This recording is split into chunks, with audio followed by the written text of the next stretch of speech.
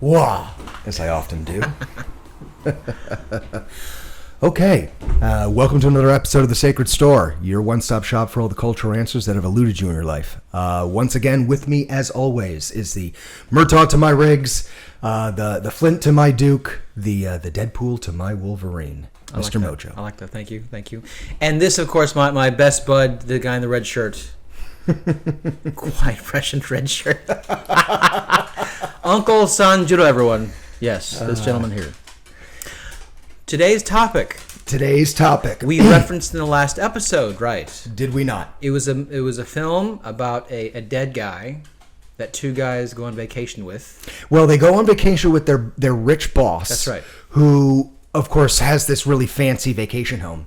And as they're going to the vacation house, their boss dies from... Now, you learn that there's this entire subplot where these people are chasing Bernie and trying to assassinate him. But his two younger employees, fearing they're going to lose their vacation home access, decide that they're going to... So these two junior employees... So yes, revisiting Weekend at Bernie's, Andrew McCarthy and Jonathan Silverman, Yes. Both decide that they're going to fake that their boss is still alive simply so that they can have access to his vacation home Right. for the rest of the vacation. Right. And hijinks ensue. Now, the movie is ridiculous. Every scene in it is relatively ridiculous. But there are a couple of fascinating... pantomime walks with the dead body, obviously, that local Oakland fans decided to turn into a dance at the Oakland Coliseum for a handful of years. That's right. When we were patroning the A's frequently. The very famous Bernie Lean. The very famous Bernie Lean. That's right. And so for the first time in our episode's history, my tiny dog is deciding to... He wants to be part of this, so we're going to... We're just going to make him a part of this. Okay. His tap dancing is going to ruin. Well, hey, it's okay. All right. Okay, buddy. We were talking about Weekend at Bernie's. That's right. And what a ridiculous premise it was. Yes. And it just led us to burgeon the topic that in the decade that film was made. Yes. There was a type of film financing. We'll get into the specifics of this, but films were made in a very different manner. Yes. Such a different manner that a number of films, I mean a plethora of films, were financed, developed, and produced that never would have reached any of those three phases in this century and at this time. Right. And so we decided it would just be fantastic to revisit motion pictures, what we back then called movies.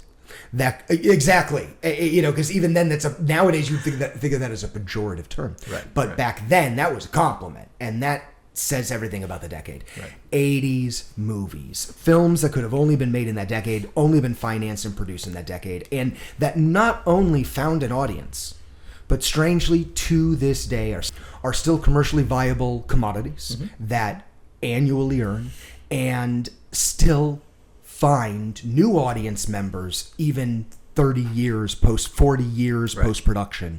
Right. It's a remarkable decade, and we want to talk about some of the films that stand out from that. That's right. So we both made lists, but we're going to, of course, contribute both. Yes. Course, right. Yes. So on top of the list, I have to mention a film that's near and dear to both our hearts. Yes. Dick Donner, at that time, he was just coming off of the amazing original Superman film. Mm-hmm. Okay. Mm-hmm. Incredible, just insane success, right? Yes. Followed by The Toy, right? Yes, followed by The Toy. Richard Pryor cult classic, right? Cult classic, yes. In Hollywood's eyes, he could do no wrong. Right. Spielberg says, "Hey, let's make a film starring, 5, 6, 7 unknown kids." Okay. I got this crazy script written by this guy named Chris Columbus, who's no one's heard of yet. Right. But everyone will hear of by the end of the decade. Oh, yes. And he's got this very adventurous script for a handful of kids that find a pirate treasure. That's right. Now, there happen to be some gangsters in it. There happens to be a giant special needs deformed gentleman. Oh my gosh. This movie has hijinks to spare. Right. And It is a masterpiece that holds up to this day, a masterpiece that was filled with big names that you should know from many other works like Sean Astin and Josh Brolin. It's such an amazing piece of 80s genius. Yes. That makes no sense from any other angle than that the nebulous audience of the 80s where everyone was a 10-year-old child, even adults who were going to films, and films that were given so much effort and so much money and are not children's films, yet at their premise can't be anything else, Right. find this timeless audience. And this is really exactly at the heart of the type of film we're talking about and why it could only be made in that decade. Goonies is very special. Now, how could a film starring 7 unknown minors, right? Right. Be at all commercially viable? It makes no sense. No. No major leads to stand out. Put asses in the seats. And again, it's one of those things that under a current financing program, no one would fund this film. It would never get made. It would never find an audience. Nevertheless, get the production veneer and straight up studio love from Amblin that it got. Right. It's a special film. It really, really is. I really enjoyed listening to the DVD commentary, as I have many commentaries like this, right? Yes. Did you know Michael Jackson visited that set? That doesn't surprise me with the people, Corey Feldman included, Oh, yeah. Yeah. Ooh. Well, Yeah. And just, to hear Donner talk about the production and wrangling all these, young children, it was quite, well, at the time, a little bit inconvenient, shall we say? Let's say. But Hollywood has very, very strict, labor laws for children like that. Right. Half the filming time, these tiny little windows, only during certain times of day. Right. It's difficult. The end result was just magic, and it really could only been done in the 80s, right? Now, you would know this, okay? Ki Hui Kwan, right? Of course. This is actually, you would know this, post-Temple? Oh, yeah, post-Temple. It is post-Temple. It is post-Temple for sure. Right. By about a year and a half. Right. And Temple was his premiere. Yeah. And, but yes, he again, clearly the connection through Amblin, and Steve. And Spielberg, who brought him in. Right. But Data is so beloved. Yes. And let's be very clear about this. Short Round, as wonderful as he is a cultural pantomime, and there is a certain inappropriateness now at this time. And however, I don't feel there's that with Data at all. Mm-hmm. I think Data is a brilliant child that is creative and inventive and celebrated. And to this day, I think he is a film personality that lives through the ages. Now, they're all qualify for that with the Goonies, because how are you going to leave out Chunk? How are you going to leave out Chunk and the Truffle Shuffle? And of course, that's one of those wonderful, wonderful stories where, a little maligned on camera for his weight, that's not necessarily a healthy way to celebrate chunky children. However, the actor had a magnificent life that he turned out to be very handsome and went on to a great career. He didn't get caught with any of the child celebrity foibles that, or trappings that Macaulay Culkin and many other people fell into. Sure. And so, when you look back on it and you think, who's going to turn out the better adult, Chunk or Macaulay, the kid from Home Alone? You think it's going to be the kid from Home Alone, but it turned out to be the opposite. Right. Again, I think that just has a lot to do with some of the... Fat shaming is not exactly PC. However, neither is forcing a kid's hand into a blender, okay? And yes... For your gangster scene. And yet... That might be the best scene in the film. Right. And this gets to the heart of 80s films. Yes. Why was this the decade that had that magic? It was a Gen X thing. It was a Gen X thing. Yes. And so, okay... You make that scene in the 70s. It's terrifying. It scars children. It's deliverance for kids. You make that scene in the 90s. It's toothless and it's not funny and it's not scary either. And they just don't do it right. And only in the 80s does it walk this tightrope between you shouldn't do that scene and that's not going to be funny. And they just hit it. But it was. They just, okay, I'll tell you everything. Once when I was in the 5th grade. Like, it's so good. His confession. Yeah, and God.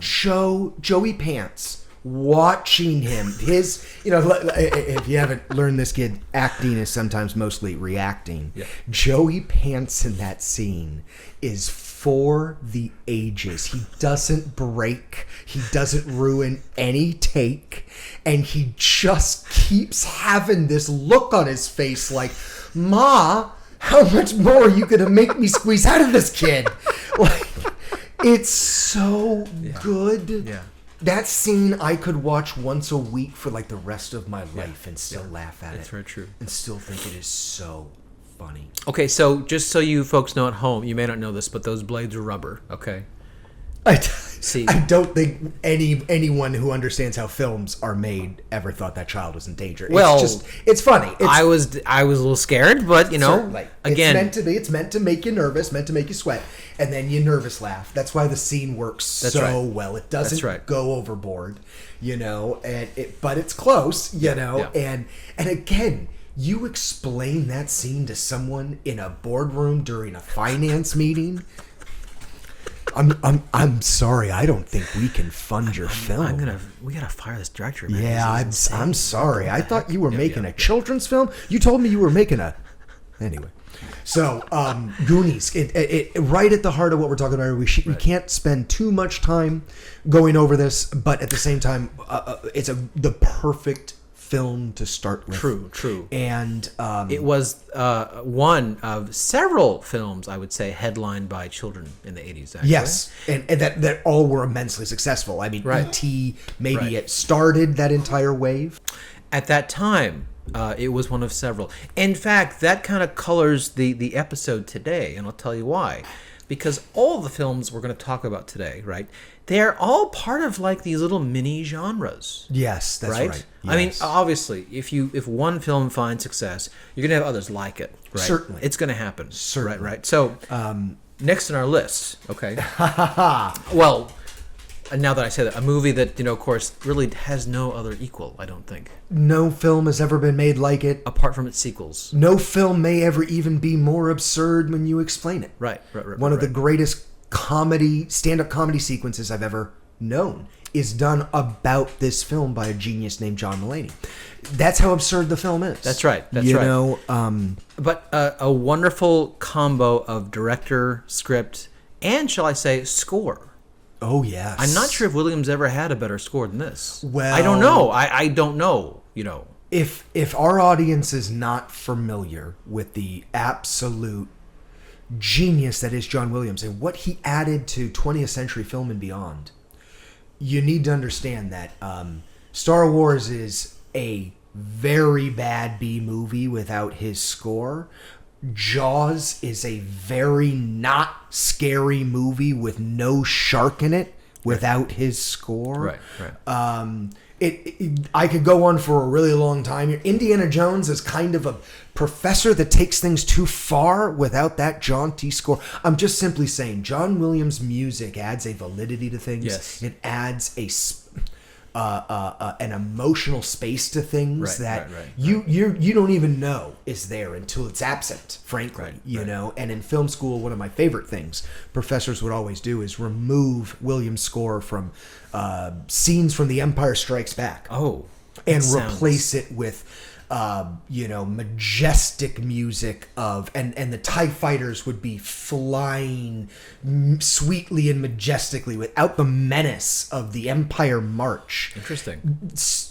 Vader staring out the window at his armada is peaceful, is serene. Interesting. It's beautiful flying machines with the whole thing's amazing. Very interesting. The minute you put Williams' empirical march on it, it becomes what it becomes. Nazi Germany in space. That's correct. Nazi Germany in space. Wow, so, for all the effects, for all the model builders, God knows Phil Tippett is my great hero. I'm never going to diminish those heroes. Right. But You take John Williams out of those equations, and suddenly you don't really have that much. And yes, his contributions on this level were supreme. Right. I love, even to this day, you may not realize how many times you hear the back.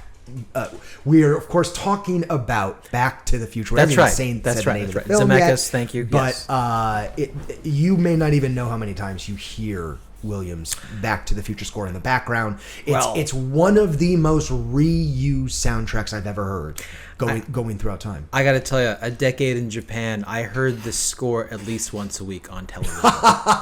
Okay, because of course that's Japanese TV. It's all insane. Okay? And licensing is much more free there. Yes. Right. The variety shows are just nuts. But you would hear this theme at least once, twice, 3 times a week. I kid you not. Okay. That doesn't surprise me. Yeah. It's one of those clips they always go to. Okay. It's the most theme park friendly. Yes. Of all the scores. I go to a lot of theme parks. I'm a theme park freak. If you don't know this about Sanjuro. Yes.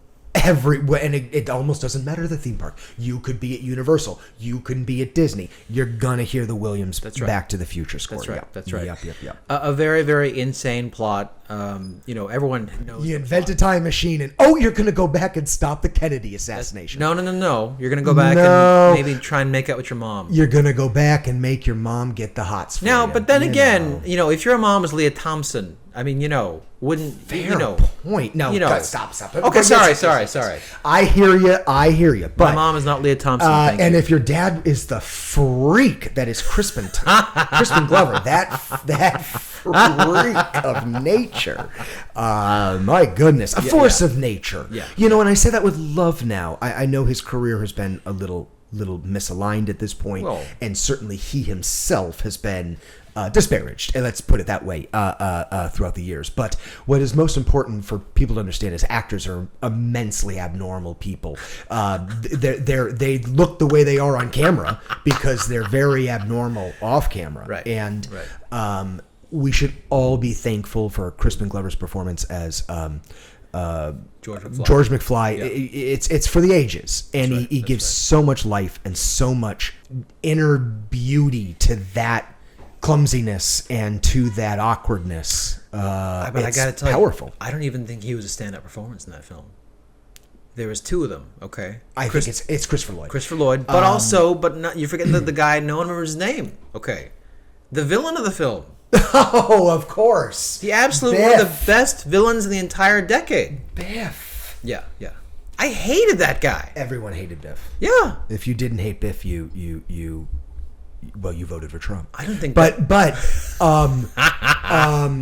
So here, you're absolutely right. Now, I want to visit this because in my house, we're film lovers. We dissect film on that obsessive, minuscule level where it's about a take that we love. This legendary take that got part of the part where Christopher Lloyd is showing Marty the model he built for how they're going to run the car past the church. Oh, yeah. And the little model car goes right off the table and drags the little rag on fire into the kerosene, and the look on that take. Let me do it.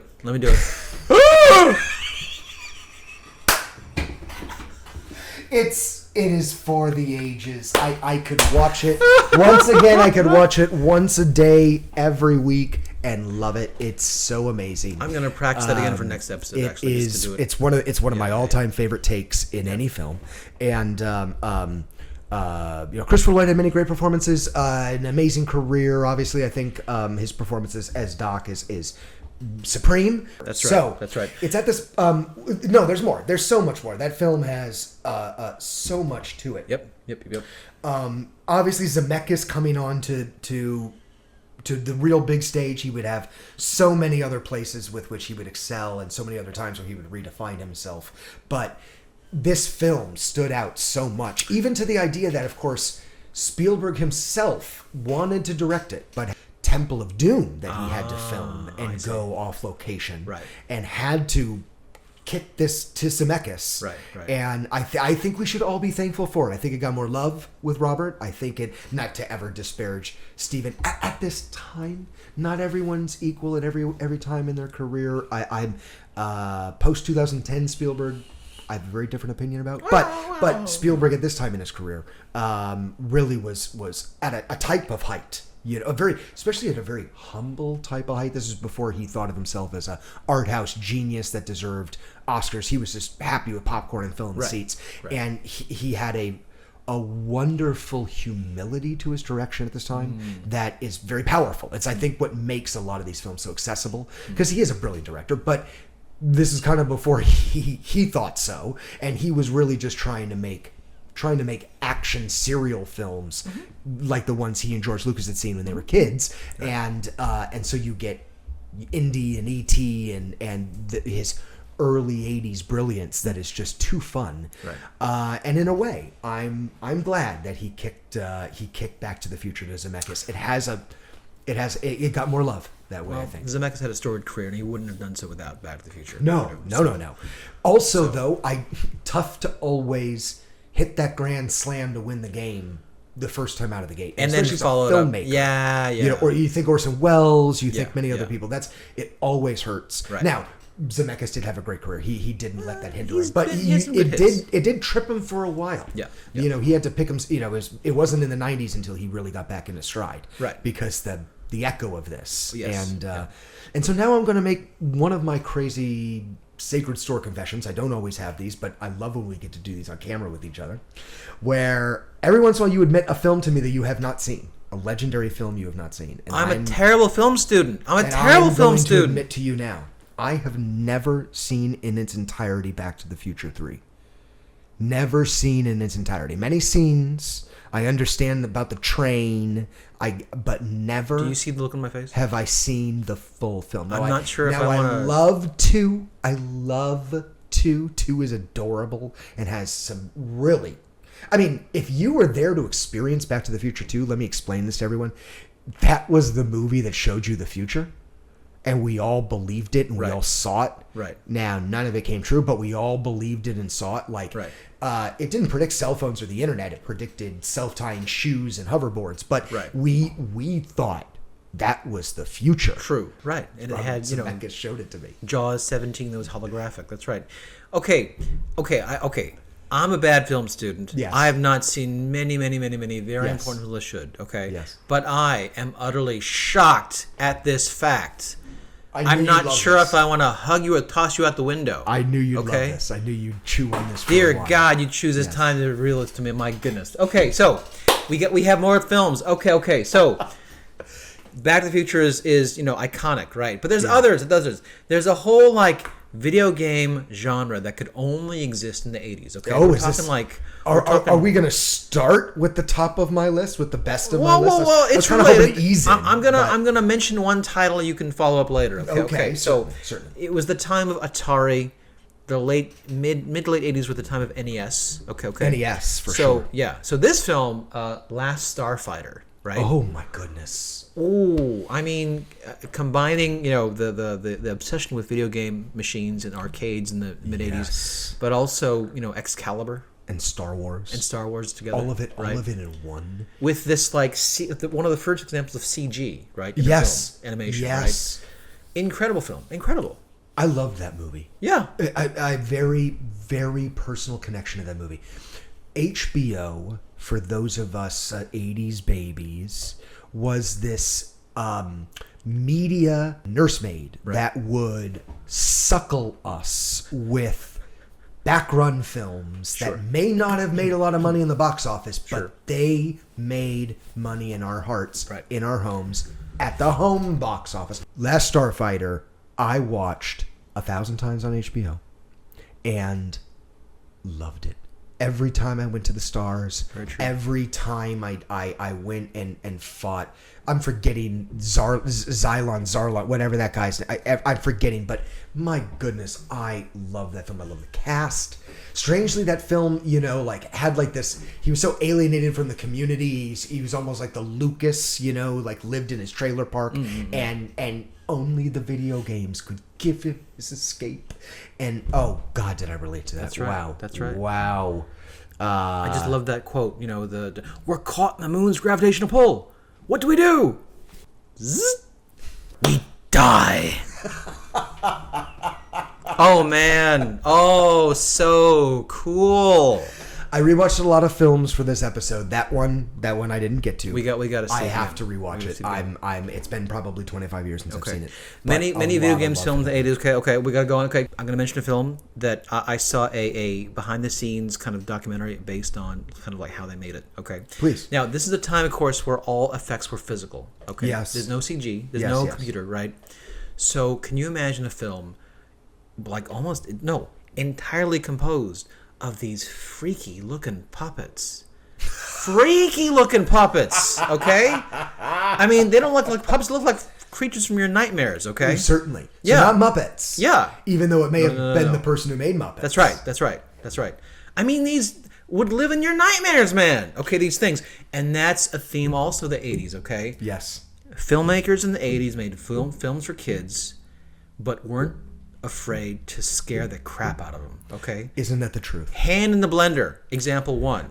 Yes. Okay? Films that Lewis Carroll would be very proud to watch. That's right. And the one you're talking about now, Dark Crystal, Yeah. Jim Henson's masterpiece, sits at the top of that list. Where these evil vultures, very scary, scaly vultures, Bony, black skin, they right? suck the life force right out of the mouth of little tiny child-looking puppets. Yes.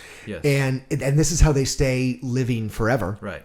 And that's the main premise of this crazy old film. I loved Dark Crystal so much. There's this fantastic scene where the main puppets, which they were called Geldofs? Gelflings. And they rode on these giant stilt-like... Horse things? Kinda. They're like horse things, but they were bipeds. Yeah. But real tall. Yeah. And this was at an age where I was obsessed with Halloween costumes, and I contemplated getting stilts and trying to replicate that. I contemplated. My mother had to put the kibosh on that because I was going to spill and kill myself. But I was going to get stilts. And I was going to create a Halloween costume where I was a gelding on one of those big stilt walkers. Your mom is very smart. If you had done that, you wouldn't be sitting here. No, You I would would be in the probably ground be with a spoon-fed. broken neck. Being spoon-fed somewhere. That's good. Yes, That's yes, good. yes. I'm glad you remembered that. That's good. But yes, the scene where the entire palace like crumbles and destroys itself, right? Right. That was, of course, not CG. They made this whole thing out of plaster. Oh, okay? right. That's right. And they filmed it like just like blowing up. Right. In slow motion. Do you think that once they blew that up, there was like a spare? No. Just in case like a camera like was defunct that day? No. No, man. This is a one-time thing. Physical effects are amazing. Yeah. They're amazing. And this is an example of, why you, internet people, should watch a film like this, okay, to appreciate those physical effects, okay? Yes. Sincerely, okay? No, Dark Crystal is fantastic. Now, of course, it wasn't received all that well by audiences. Again, It was freaky as hell, of course it wasn't. one of the themes of most of the films in this episode are that they couldn't be sold in a boardroom because there just wasn't a pre-made audience for them. Right. In fact, they were trying to invent an audience. Right. And bravo for Jim Henson for being so bold and making such an attempt. Again, I was below the age they were aiming for, and boy did it hit, and boy was I into it, and boy did I love it. Now, from the commercial non-success of that, they decided to soften their next adventure, but not fully aim and miss that mark. So they brought in first there were talks of other various different rock stars. Mick Jagger was discussed, Michael Jackson. but eventually Henson had a meeting with Bowie, ran into Bowie, and Henson said to him, hey, I'm trying to do. You said I really like Dark Crystal. He said, well, I'm trying to do something like that that's a little more accessible, a little more, would you want to do a project? You could write some original music for it, and we could bring you in, and you'd be playing like, this Faustian, devil-like character. And Bowie's like, I love it, and so they had to rewrite that script like 1,000 times. I've heard many stories about screenplays going through processes. I have never heard a screenplay rewritten and double written and thrown out again and then burned down, and then the original writers were shot and killed, and then they decided to start from scratch, and then 10 years later you got Labyrinth. If you think that is trying, you should try, standing for take after take after take of a guy who has his hand underneath your armpit, Yeah. okay? Yeah, juggling these like clear plastic balls without actually seeing them, okay? And hoping the take he does it successfully, okay? The contact jugglers they got. That was like 500 takes, That's okay? nuts. Before they got that right. That's Bowie like sighing every single take. Oh, I keep standing at this guy's hand on my armpit, It's very freaky, Bowie. Yeah. No, I am such a Bowie fan. I'm a Bowie obsessive, both just in all around, and just the personality, not the music I love, but all his films. And I'm a Bowie freak. Let's just be honest. The music was great. I love Labyrinth. Teenage Jennifer Connelly is great. No Teenage complaints. Jennifer Connelly. Zero complaints. Let me tell you something about Jennifer Connelly. She is one of those film sprites that shows up right when someone's gonna make something great. Yeah. And she hasn't worked in a while, but they call her, and she comes out of her time machine because she hasn't aged a fucking day, and does another masterpiece. Not only was she in Labyrinth, she was in one of the most seminal, a film that every film teacher shows their students now just to watch their reaction to it. It is Darren Aronofsky's masterpiece, Requiem for a Dream.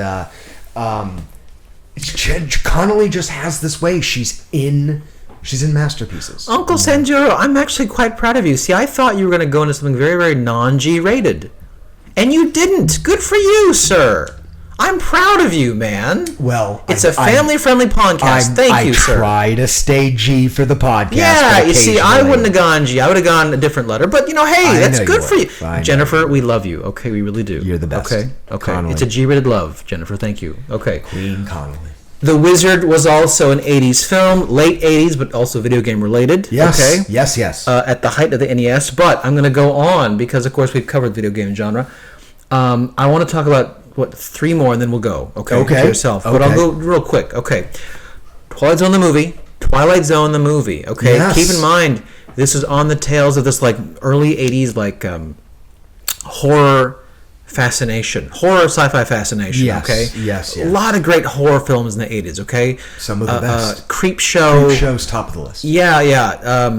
Friday the 13th, right? Most of Nightmare, those best installments were in the 70s. I would say it was Nightmare on Elm Street that lived in the 80s. Right. It had its strongest chapters in the 80s. Twilight Zone, the movie. It's funny because the Twilight Zone, the series, was in the 50s, I think early 60s maybe, right? Yes. Black and white TV. A baby William Shatner. Right.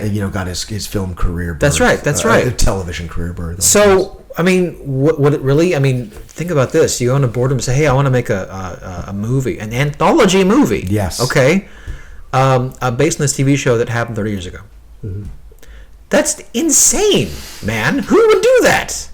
Who would greenlight this? But they did. No, and it was edgy. It was good. I saw it many times. It had one of the greatest stars of the 80s. Aykroyd was in it. Brooks was in it, right? Yes. Lithgow. Yes. Right? All these people. It was. It could not be made any other time. And it birthed this wonderful and much maligned, unfortunately, 80s remake of The Twilight Zone on TV. Yes. Which is very near and dear to my heart. I'll tell you about that in a different episode. It's so funny. You just mentioned John Lithgow, who is sacred, without a doubt. Yes. A gilded sacred. We've several actors, like Harry Dean Stanton, that we feel this way about, without a doubt on the gilded list. And what it just reminded me of is that he might have been in the most insane 80s motion picture ever, a film called The Adventures of Buckaroo Bonzai. Was it Peter Weller? Peter Weller was the star, and he was this brilliant rock star physicist who was participating in these crazy experiments where he would drive a car past the speed of whatever and go through mountains, and then when he went into the mountain, he was in another dimension, and then he would come out of the mountain, and it was such an insane film that has one of the greatest performances by John Lithgow as an individual who essentially gets taken over by an alien. If you've ever seen Men in Black, Vincent D'Onofrio. D'Onofrio's performance with the bug, in the skin suit. This is that times 10. It's John Lithgow at his best. D'Onofrio times 10. It's Lithgow at his best in Buckaroo. I can't believe you haven't seen. Well, I'm a bad film student. It's true. I can't believe, because it is absolutely Lithgow's masterwork. When I was a kid, going to those wonderful video stores. Remember those? With all the box covers? I worked at several of them. Are you forgetting? Here we go. Yes. I always confused Buckaroo Bonzai with the cover of Ice Pirates. Oh, sure. They're not dissimilar. Yeah. And they're both equally ridiculous. Yes. The difference being is Ice Pirates was unbelievably terrible. Buckaroo Bonzai was remarkably good. Okay. And, yes. Loved that movie. Oh, goodness. We haven't talked about the insane road movie based on a stand-up comics performance of like this, really, really weird, I don't really have any word to describe it, character, okay? Yes. Of course. He exists in a gray suit with a red bow tie. Well, it wasn't just that. It was the confluence of two great talents. Well, that of Paul Rubens, who had been working on this character for many years. Right. A pseudo stand-up comedian who, rather than telling jokes, he told character. He built character. Right. And he put it all into this one character he built. Right. That it grew beyond stand-up.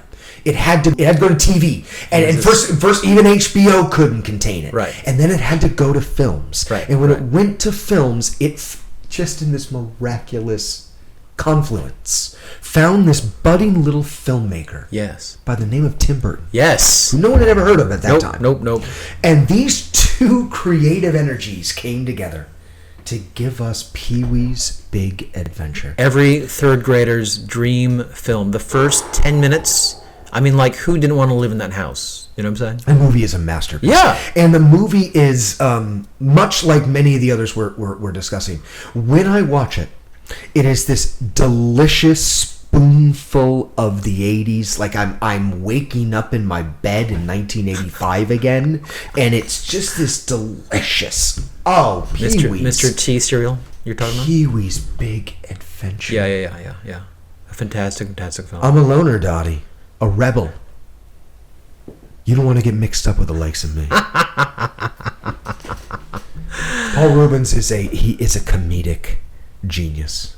And the people he surrounded himself with, if you doubt, go back and look at the cavalcade of individuals that he hired to be in that program. From Phil Hartman, obviously, is undeniable, but Lawrence Fishburne at the beginning of his career, even the end of the amazing woman who ended up playing Miss Yvonne went on to be Charlie Day's mom in Always Sunny in Philadelphia. Which, is that right? Oh man, if you again, I'm an Always Sunny fucking freak, and Charlie and the relationship with his mom, like Charlie, don't let the dog eat my face. Don't let the dog eat my face. It's Miss Yvonne. When I found out that was Miss Yvonne, mind blown. Personally, I would watch E.G. Daily in anything. I'd watch her read the phone book, and I'd really enjoy it. E.G. Daily played the girlfriend.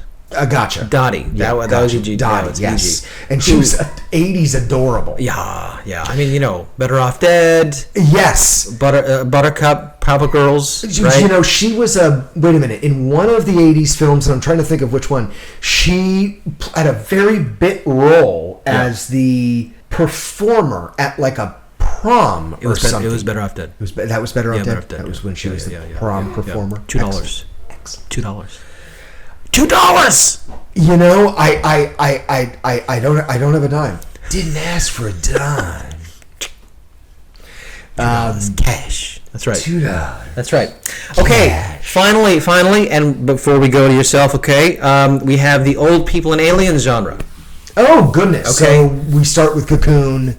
We move on to Batteries Not Included. Right. Aliens helping old folk. I mean, of course, this is a very established genre. Of course, it is. Right? Well, you know what? It was so clear because elderly generation of that time, which were the war vets, people who had literally saved everyone's life in World War II, were immensely analog individuals. And in the 80s, we were all in love with our tech.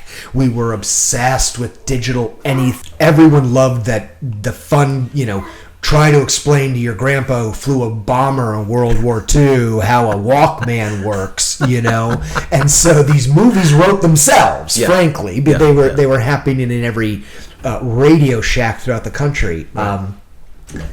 When everyone bought their gadgets. That genre wrote itself, frankly. But it was also great. Yeah. I saw Batteries at the Grand Lake Theater.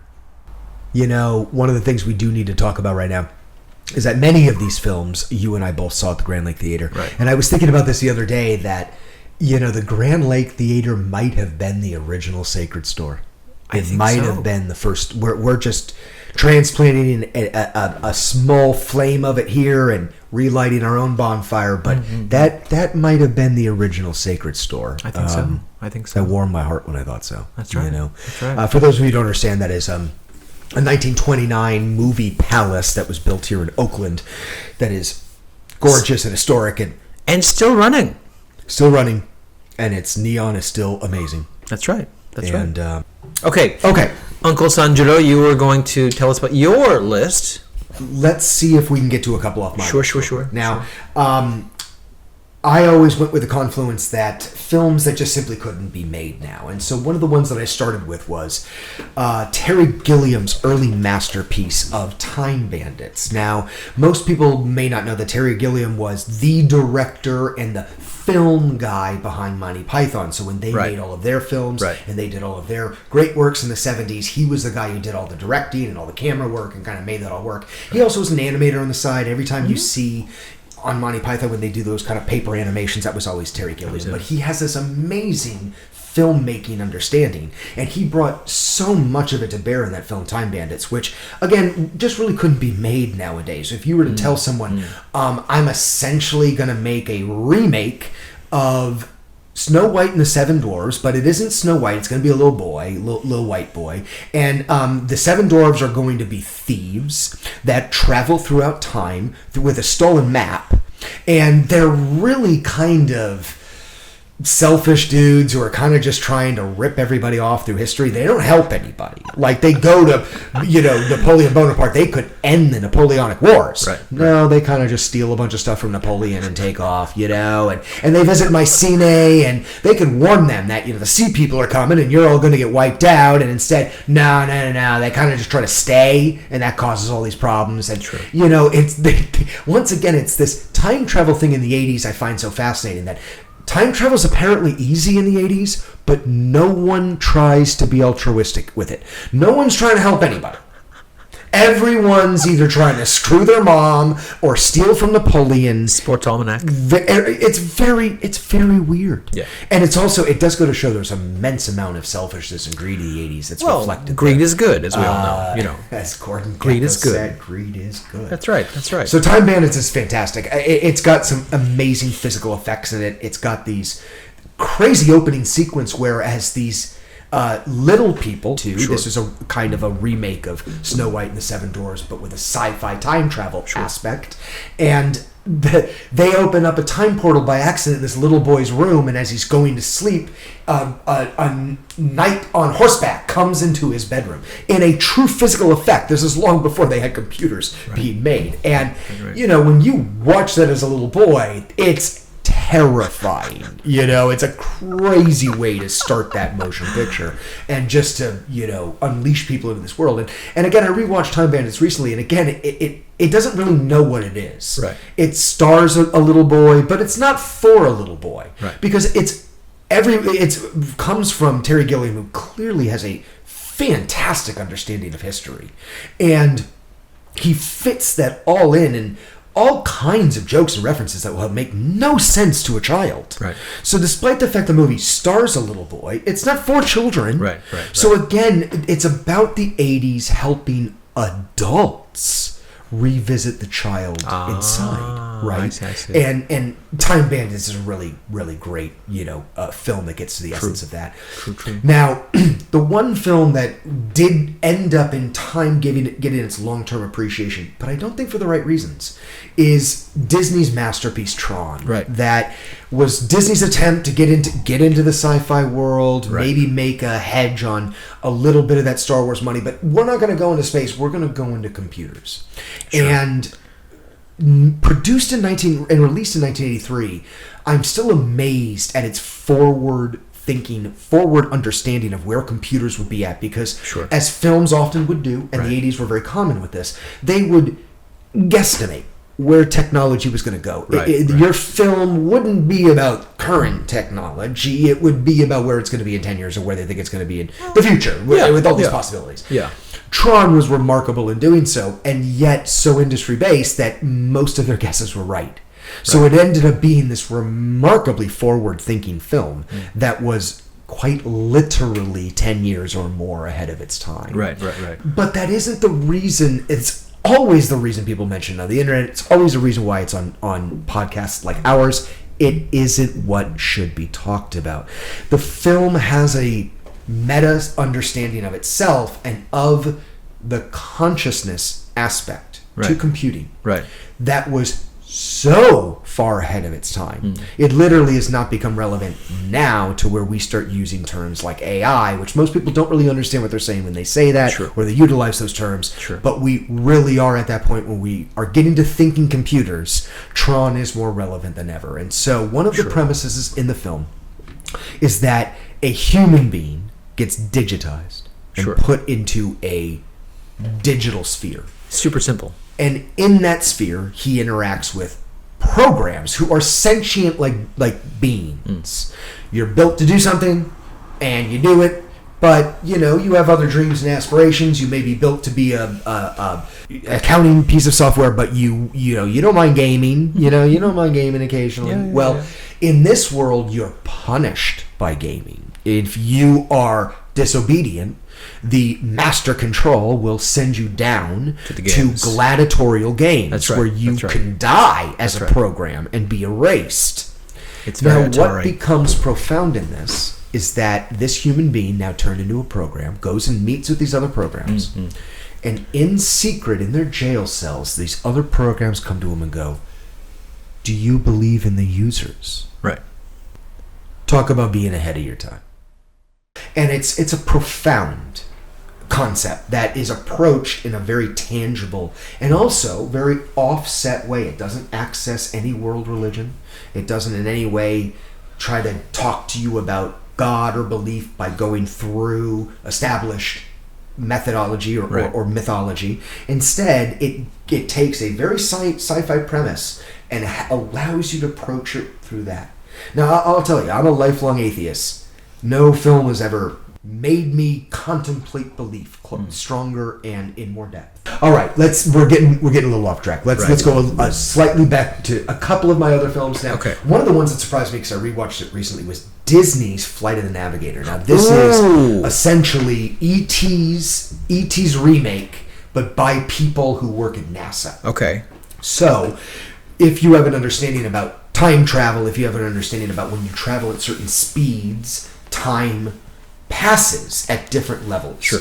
So if you were, hypothetically, take a child and take him at the speed of light years and light years away, and then you had him chill there for a little while, and then you flew him at that same speed all the way back. Here on Earth, everyone would age like 8 years, and he would age about 8 days. Right. Well, they put that in the premise of a crazy Disney film, for Christ's sakes. Like a where a kid doesn't even remember going up on the spaceship. He just comes home one day, and it's not 1978. It's 1986. His younger brother is older than him. Right. He hasn't aged at all. No one knows how to explain this. The scenes they put in and direct are so accurate, where the poor child, who is the main character, is just terrified by the sheer misunderstanding. Right. The sheer just like, how is no one able to explain this to me? It's so beyond. Again, you bring that to financiers. Who are you making this film for? It's going to terrify children, and it's going to make adults think like, what am I watching? Like, what type of film am I watching? Right. Now, the movie is very good, and it's very intelligent. It's failed ultimately, in my opinion, because they really shorted the alien artificial intelligence, whatever you want to call it, the little arm that with ends the up running thing. the ship. Yes, yeah. It's very poor. It ends up having a very bad sense of humor. It ends up having a very bad interaction with a child. It's not Yoda brilliant or wise, knowing how to see ahead and anticipate a child's childness. Right. It doesn't. It's very socially clumsy. It's very non-emotionally intelligent, which nowadays we would recognize as a lack of intelligence. Right. And as a result, it doesn't pair. You know, like, oh, you can master the universe and control all physics, but you don't understand how to speak to a 10-year-old child. Sure. Like, one is significant. I don't understand the higher levels of physics, but I can talk to a 10-year-old child. You know, and so it didn't fit with the type of intelligence you were trying to fit with the. I think it was ultimately the failing of the movie, but I'm still shocked by the boldness of the premise. Right. Shocked by how the film just starts, and almost with a Nolan Memento sense of disarray and sense of what just happened. It just gear shifts from 78 to 86. Even the audience isn't given the proper cues. They experience it like the child. I see. So it's real jarring. And yet again, another of these wonderful films with kids in like very sci-fi scenarios. Adult hero roles. I was a big fan of Explorers personally. Oh my goodness, Explorers was fantastic. Yeah, very underappreciated. Yes, and very, again, very true. In the ET subgenre, right? Of the many films that ET birthed. River Phoenix. Yeah, so it's first of his career, along with also a very young Ethan Hawke, right? That's right. Don't test me on these things. This is why we are both purveyors of the sacred store. Ethan folks. Hawke. That's right. Both purveyors. That's right. Okay, so getting to the end of my list now, Yes. We're going to get to a couple of other ridiculous ones, and I love that both of these star the same freaking star, which is Kurt Russell, who I really, really love. Now, Kurt Russell was in a quintessential John Carpenter 80s masterpiece. Two of them at the beginning of the decade. I was going to forget about Escape from New York. Yeah. But really, that's the sub one, and then The Thing is even better. Both of them are Carpenter. Both of them were Russell. Both of them are masterpieces. If you haven't seen either of them, right now, rent both and watch them back to back. They'll be great watches.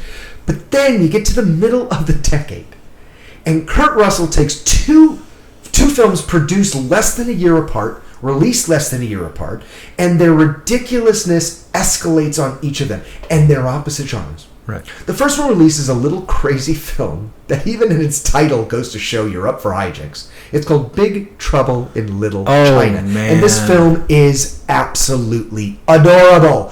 It also is bonkers. Where all Mortal Kombat imagery and iconography comes from.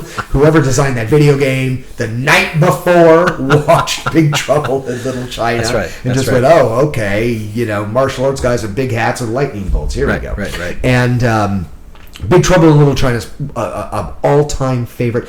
I have had a multi-decade crush on Kim Cattrall. I think it really starts in Mannequin. Okay, yes. let's just be honest. Well, Mannequin, but she's great in Big Trouble in Little China.